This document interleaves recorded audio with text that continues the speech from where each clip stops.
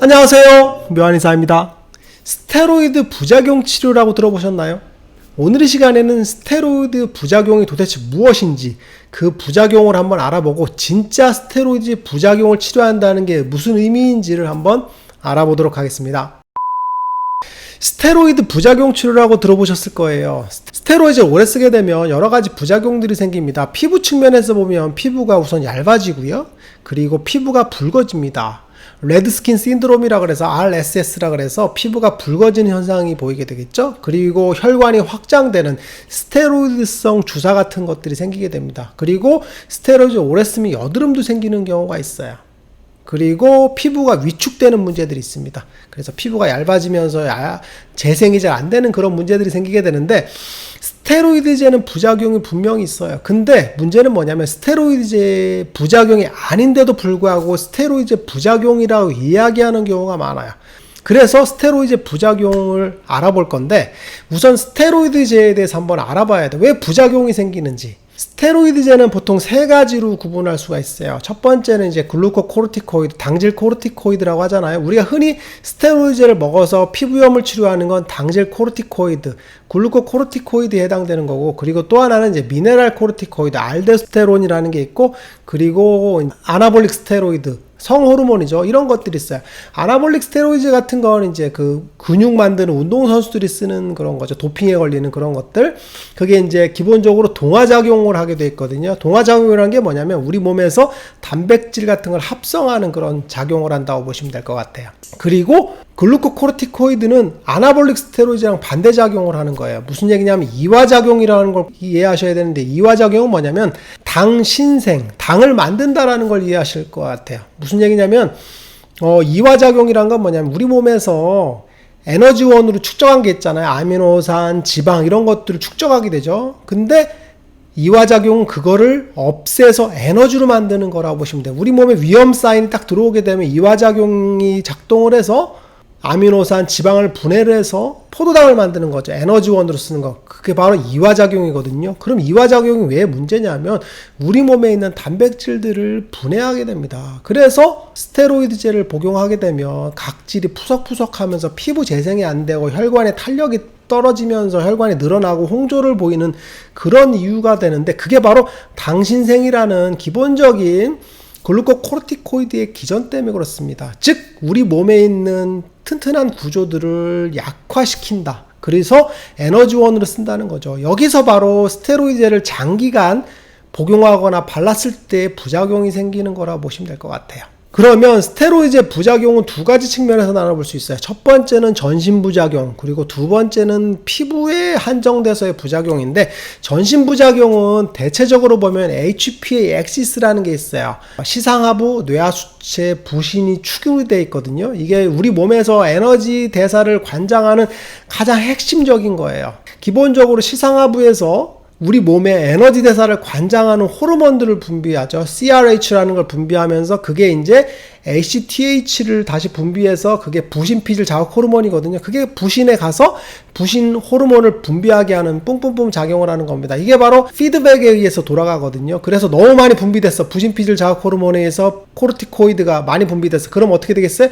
반대로 음성 피드백을 먹입니다. 그만 분비해 라고 해서. 그래서 우리 몸에서 글루코코르티코이드가 일정량을 똑바로 유지되는 그런 작용을 하는 거겠죠. 그런데 우리가 글루코코르티코이드를 많이 복용하거나 주사 같거나 연고를 쓰게 되면 그 호르몬의 레벨이 깨지죠. 그래서 인위적으로 HPA 엑시스가 무너지는 그런 과정입니다. 그래서 우리 몸에서 전체적인 밸런스가 깨지는 병이 생기는데, 그게 바로 쿠싱 증후군이거든요. 근데 쿠싱 증후군은 보통 내인성과 외인성으로 나누게 되는데, 내인성 같은 경우는 이제 HTH가 과잉 분비되는 문제들, 혹은 이제 부신피질 호르몬이 과잉 분비되는 문제들이 생기는 거거든요. HTH가 과잉 분비되는 문제들이 있죠. 첫 번째는 이제 쿠싱병 같은 거나 아니면 이소성 HTH 과잉 분비되는 것들. 보통 이제 뭐 암 같은 것들이죠. 이런 것들. 아니면 이제 코르티졸의 자율성 과잉 분비라는 건데, 이것도 마찬가지로 이제 부신샘에 종양 같은 게 생기는 경우가 있어요. 즉 우리 몸에 종양이라던가 이런 문제들이 생겨서 호르몬이 정상적으로 분비되지 않고 과잉 분비되는 문제들이 생기는 거죠. 진짜 문제입니다, 이거는.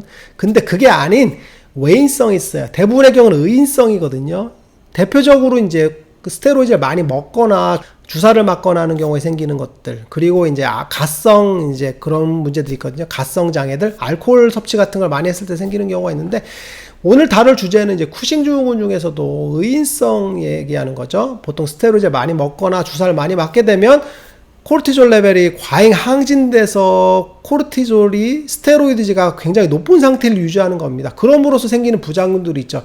대표적으로 보면 이제 비만이죠. 중심성 비만이라 해서 얼굴이 퉁퉁 부는 문페이스, 그리고 체가는 뚱뚱한데 이제 팔다리는 가는 거. 왜냐면 단백질이 합성이 안 되니까 이쪽은 가늘어지거든요. 그리고 여기는 뚱뚱해지죠. 그래서 이제 거미형 체형이라고 하는 것들이 대표적이고, 그리고 아니면 이제 당뇨병, 고혈압, 그 아니면 녹내장, 백내장 이런 것들 문제들이 생기죠. 아니면 성장 지연 이런 것들이 이제 스테로이드제의 전신성 부작용에 해당된다고 보시면 될 것 같아요. 그러면 피부 쪽의 스테로이드 부작용은 뭐냐면 아까 얘기했던 것처럼 코르티졸이 이상 분비돼서 생기는 것들이라 그랬죠. 그러면서 이화작용이라는 걸 꼭 기억하셔야 된다 그랬죠.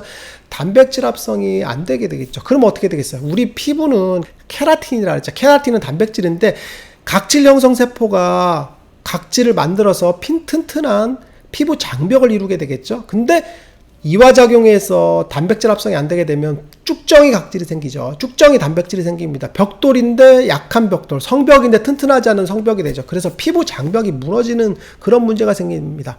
그래서 스테로이드를 많이 바르게 되면 피부 자체가 촘촘한 게 아니라 푸석푸석하죠. 그래서 아토피 있는 분들이 피부는 두꺼운데 그죠? 각질이 이상하게 생기니까 켜이켜이 쌓여있죠. 그런데 피부가 촘촘하지 못한 문제들, 그래서 피부가 찢어지는 그런 문제들이 생기겠죠. 그래서 첫 번째 부작용은 피부 각질이 제대로 형성되지 않아서 각질이 많이 생기고, 그리고 피부가 태선화되는 그런 문제들이 생기는 게 첫 번째 부작용이에요. 그리고 두 번째는 혈관 벽도 단백질로 만들어지거든요. 이게 제대로 형성을 안 되니까 어떻게 되겠어요? 혈관이 늘어나면서 혈관이 노출이 되죠. 그래서 안면 홍조를 나타내는, 모세혈관이 확장되면서 안면 홍조를 나타내는 그런 문제들이죠. 그게 많이 진행을 하면 스테로이드성 주사라 그래서 스테로이드를 많이 바르게 되면 얼굴이 붉어지는 그런 문제가 생기죠. 그리고 피부 위축이 됩니다. 피부가 얇아집니다. 그래서 스테로이드를 많이 쓴 분들은 피부가 얇은 느낌을 많이 받게 되죠.